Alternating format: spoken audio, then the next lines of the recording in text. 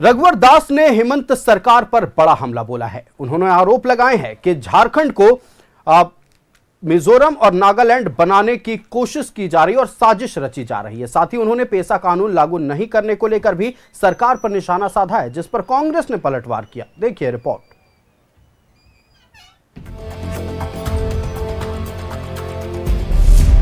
रघुवर दास का राज्य सरकार पर वार। झारखंड को मिजोरम और नागालैंड बनाने की साजिश। ये झारखंड हमारा हाथ से निकल रहा है। जो स्थिति है, झारखंड मिजोरम बनेगा, नागालैंड बनेगा। ये पीड़ा से मैं आया हूं।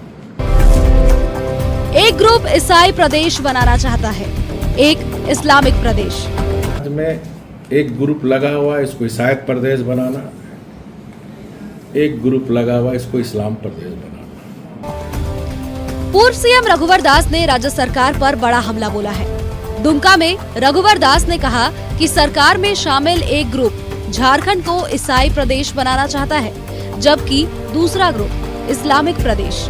उन्होंने कहा है कि यही वजह है कि झारखंड में पेसा कानून लागू नहीं किया जा रहा। तो ऐसी स्थिति में पेसा कानून लागू होना बहुत जरूरी है, क्योंकि पेसा कानून लागू होने से दूसरे धर्म के लोग रूढ़िवादी व्यवस्था में लगे और इसीलिए वो दबाव डालकर पेसा कानून, सख्ती पेसा कानून लागू नहीं होने दे रहा है। क्योंकि एक का धंधा है धर्मांतरण करना और एक का धंधा है अवैध घुसपैठी, और दोनों को सरकार में जो संरक्षण राजनीतिक दल है,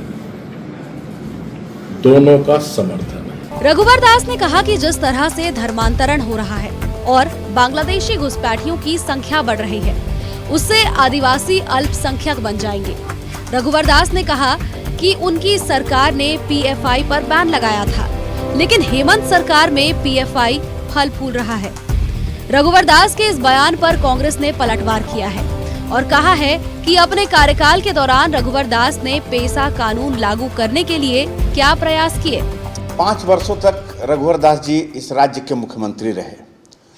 पूर्ण बहुमत की सरकार चलाया उन्होंने और उसका ढोल नगाड़ा पीटते रहे। आदिवासियों का रहनुमा बनते थे। इन 5 वर्षों के दौरान पेसा का पी शब्द भी उनके मुंह से नहीं निकला और न ही उनके कैबिनेट के और न ही उनके सहयोगी दलों के किसी भी व्यक्ति ने पेसा के बारे में कभी कोई बात की है। और आज रघुवर दास जी पेसा के बारे में उस वक्त बोल रहे हैं जब कांग्रेस लगातार इस मामले को उठा रही है। महागठबंधन की सरकार इस पर पूरी तरह से गंभीर है। भारतीय जनता पार्टी ये तय कर ले कि रघुवर दास जी का गुट कौन सा है, बाबूलाल मरांडी जी का गुट कौन सा है, अर्जुन मुंडा जी का गुट कौन सा है और संगठन का गुट कौन सा है, ये तय कर ले वो लोग। फिर ये सवाल झारखंड मुक्ति मोर्चा से करें तो बेहतर होगा। राज्य में सरना धर्म कोड और पेसा कानून पर सियासत गर्म है।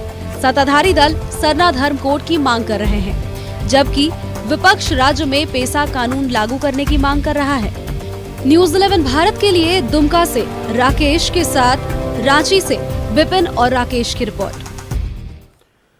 संवाददाता रुचि हमारे साथ ज्यादा जानकारी के साथ जुड़ रही है। रुचि, देखिए आज पूर्व सीएम रघुवर दास ने सीधे तौर पर राज्य सरकार पर हमला बोला है और एक चिंता जाहिर की है। चिंता उन्हें यह सता रही है कि धीरे धीरे झारखंड प्रदेश कहीं नागालैंड या मिजोरम न बन जाए। ये गंभीर आरोप भी लगा दिया कि 2 गुट काम कर रहे राज्य सरकार के भीतर।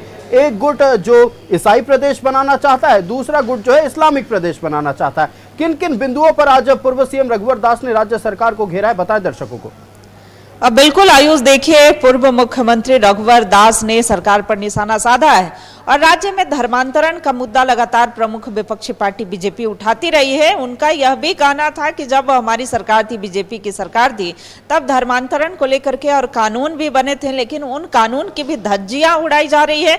वही बात रही कि आदिवासियों का संरक्षण अगर नहीं होता है तो ऐसे में आदिवासी समाज एक दिन अल्पसंख्यक बन करके रह जाएंगे। उनकी संख्या, उनकी आबादी जो है वो धीरे धीरे घटती चली जाएगी। देखिए पूर्व मुख्यमंत्री रघुवर दास ने तो उठाया ही है, पूर्व मुख्यमंत्री चंपई सोरेन की बात की जाए, पूर्व मुख्यमंत्री बाबूलाल मरांडी जो अभी वर्तमान में नेता प्रतिपक्ष हैं, बीजेपी के प्रदेश अध्यक्ष भी हैं, तो बीजेपी के जो तमाम बड़े दिग्गज नेता हैं वो इस मुद्दे को उठाते रहे हैं। और जो आदिवासी की जनसंख्या है, खास करके जो अगर संथाल क्षेत्र की बात की जाए तो वहां पर भी उनकी संख्या घटती चली जा रही है। देखिए, आज पूर्व मुख्यमंत्री रघुवर दास ने एक और बात पेशा कानून को लेकर के भी कहा है कि जब स्वायत्त कानून यानी कि जब पंचायत स्तर पर जब उनके अधिकार होंगे तब जाकर के जो है संरक्षण हो सकता है, उन्हें जो अधिकार मिलना चाहिए वो अधिकार मिल सकता है।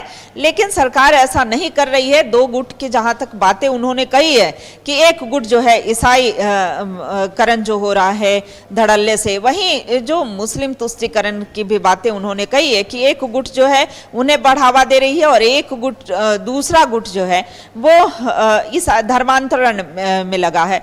तो देखिए, ये उदाहरण के तौर पर उनके पास जो आंकड़ा है वो भी उपलब्ध है और उन्होंने कहा है कि आने वाले दिन में स्थितियां जो है वो गंभीर हो जाएगी। झारखंड की पहचान ही आदिवासी और मूलवासी की वजह से है, लेकिन आने वाले दिनों में उनकी संस्कृति पर खतरा है, उनकी संस्कृति नहीं बचेगी, धरोहर जो है वो नहीं बचेंगे। तो देखिए, पेशा एक्ट को लेकर के उन्होंने पहले भी इस मुद्दे को उठाया था और पूरे आंकड़े के साथ उन्होंने बीजेपी प्रदेश कार्यालय में ही प्रेस कॉन्फ्रेंस भी किया था और यह कहा था कि चूंकि पिछली बार की बात की जाए, इससे पहले भी उन्होंने सरकार पर प्रश्न उठाए कि जब सारा आंकड़ा जो है सब कुछ तैयार था, एक सर्वेक्षण जो कि वो भी काम पूरा हो गया था, सरकार को बस उसे पास करना था विधि सम्मत। अगर विधि की बात की जाए तो उसमें कहीं से कोई रुकावट नहीं आ रही थी, बस पेशा एक्ट को लागू करना था। लेकिन सरकार पेशा के नाम पर सिर्फ दिखावा कर रही है। जहां तक पेशा एक्ट को लागू करने की बात है तो सरकार को इसे लागू करना चाहिए। देखिए, पेशा एक्ट लागू नहीं करने पर तो सवाल उठ ही रहे हैं, लेकिन धर्मांतरण का जो एक बड़ा खेल चल रहा है उस पर भी वो सवाल उठा रहे हैं। निश्चित तौर पर देखिए, भारतीय जनता पार्टी के कार्यकर्ता या नेता जब भी धर्मांतरण को लेकर बातचीत करते हैं, साल 2011 में जो जनगणना के आंकड़े सामने आए उसे कोट करते हुए कहते हैं कि 15% आदिवासियों की जनसंख्या घटी अगर 1951 से कंपेयर कर लिया जाए तो।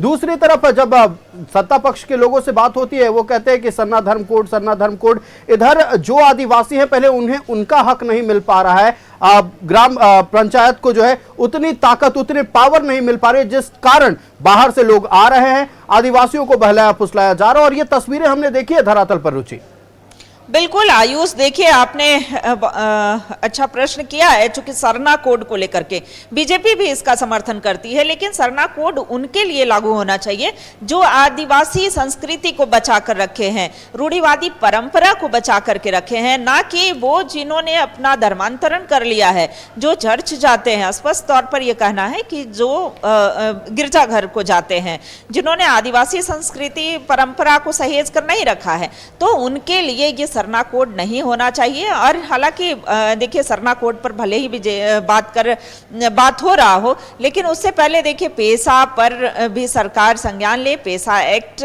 लागू करे ताकि आदिवासी के जो संरक्षण है, उनके जो स्वायत्त कानून है वो मिल सके, पंचायत स्तर पर वो अधिकार मिल सके। जब रघुवर दास की सरकार थी तो इसके लिए कार्य हो रहे थे। चूंकि उस समय पेशा कानून भले ही लागू ना हुआ हो, लेकिन कार्य हो रहे थे, लगभग वो पूरा होने ही वाला था। तब तक सरकार जो है, चुनाव होते हैं, सरकारें बदल जाती हैं और अब जब धर्मांतरण की बात उठती है कि राज्य में धड़ल्ले से धर्मांतरण तो हो ही रहा है, दूसरी ओर देखिए बांग्लादेशी घुसपैठ भी एक बड़ा कारण बन रहा है। चूंकि या तो आदिवासी समाज की जनसंख्या आखिर घट कैसे रही है, तो घुसपैठ हो रहे हैं। पहले आदिवासी महिलाएं बहु बेटियों के साथ उसे प्रेम जाल में फंसाते हैं, फिर उन्हें शादी करते हैं, फिर किसी बहाने से राजनीति में भी एंट्री लेते हैं, मुखिया का चुनाव हो, इस तरह के चुनाव भी लड़ते हैं। तो बीजेपी तमाम तरह के जो आरोप हैं वो भी पुख्ता सबूत के साथ ये कहती आ रही है। कई बार बीजेपी के प्रदेश अध्यक्ष बाबूलाल मरांडी ने भी इस बात को उठाया है। झारखंड की पहचान, झारखंड के अस्तित्व जो है वो जल जंगल जमीन और आदिवासी से है। धर्मांतरण की बात एक तरफ और निश्चित तौर पर राज्यवासियों के लिए, मूलवासियों के लिए खतरा जरूर है और अस्तित्व, आदिवासी अस्तित्व की लगातार बात होती है। लेकिन अब पेशा कानून पर आते हैं। पेशा कानून के तहत गांव वालों को वो ताकत, वो शक्तियां मिल पाएगी जो जिनसे वो अभी तक वंचित है। दूसरी तरफ अगर हम बात कर लें, कांग्रेस ये लगातार कह रही है कि नियमावली तैयार है, हम वर्कशॉप करने जा रहे हैं और कार्यशाला के माध्यम से ये बताने की कोशिश करेंगे तमाम लोगों को कि पेशा कानून से क्या लाभ मिलेगा। क्या ये वर्कशॉप जो, ये कार्यशाला जो है, बीजेपी जो लगातार पेशा कानून को लेकर सवाल उठा रही है उनके लिए एक जवाब होगा? अब बिल्कुल देखिए, अगर सरकार इस पर कार्य कर रही है, कांग्रेस पार्टी ने, चूंकि हाल ही में बैठक भी हुई थी, पेशा कानून को लेकर के कार्यशाला का आयोजन भी किया गया था, लेकिन क्या उसमें आदिवासी समाज के लोग ही उपस्थित नहीं थे? कई ऐसे नेताओं की उपस्थिति भी रही थी।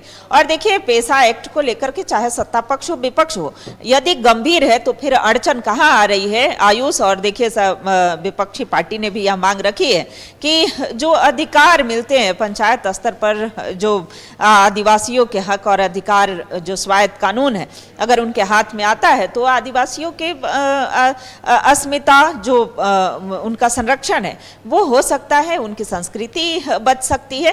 क्योंकि झारखंड की पहचान ही यही रही है। अगर पेशा एक्ट में जितनी देरी होगी उतना ही आदिवासी के अस्तित्व पर खतरा मंडरा रहा है, ये बीजेपी का कहना है। हालांकि कांग्रेस पार्टी हो या फिर जेएमएम हो, यह सवाल भी उठा रही थी कि जब बीजेपी की सरकार थी तो पेशा कानून लागू क्यों नहीं हुआ। इसका भी जवाब पूर्व मुख्यमंत्री रघुवर दास ने दिया था और यह कहा था कि जो सारे कार्य थे, सारी फाइलें कंप्लीट हो चुकी थी, बस सरकार को लागू करने की देरी थी। लेकिन सरकार ने फिर से पूरी प्रक्रिया को पुनः शुरू किया और अब जब पूरा प्रारूप तैयार है, पूरा खाका तैयार है, तो देरी कहाँ हो रही है? ये वर्कशॉप जो है सिर्फ और सिर्फ आईवास है। हाल ही में अगर पूर्व मुख्यमंत्री चंपई सोरेन की भी बात की जाए, उन्होंने कहा कि पेशा एक्ट को लेकर के कार्यशाला का आयोजन सिर्फ और सिर्फ आईवास है, सिर्फ दिखावा कर रही है और सरकार नहीं चाहती है। देखिए, हाल ही में जो, हालांकि सिरम टोली फ्लाईओवर का विवाद उस समय चल रहा था, अब तो उद्घाटन भी हो गया। उस समय ही उन्होंने यह प्रश्न उठाया था कि आदिवासी की सरकार है, अबुआ सरकार है और इस आदिवासियों के संस्कृति की रक्षा नहीं हो रही है, तो यहाँ पर सरकार को ध्यान देना चाहिए। गंभीर होने की जरूरत है निश्चित तौर पर सरकार को। अगर पूर्व सीएम ये कहते हैं कि दो अन्य राज्यों की तरह झारखंड की स्थिति ना हो तो राज्य सरकार को एक्शन लेना होगा और जनगणना चूंकि देखिए अगले साल होने वाले, उससे पहले अगर राज्य सरकार कोई ठोस पहल करती है तो हम देखेंगे कि आदिवासियों की संख्या में जो लगातार कह सकते हैं लगातार संख्या घट रही है, उस पर रोक लगेगा और घुसपैठियों पर भी लगाम लगेगा। आपका हमारे साथ जुड़ने के लिए रुचि और तमाम जानकारी दर्शकों तक पहुंचाने के लिए बहुत धन्यवाद।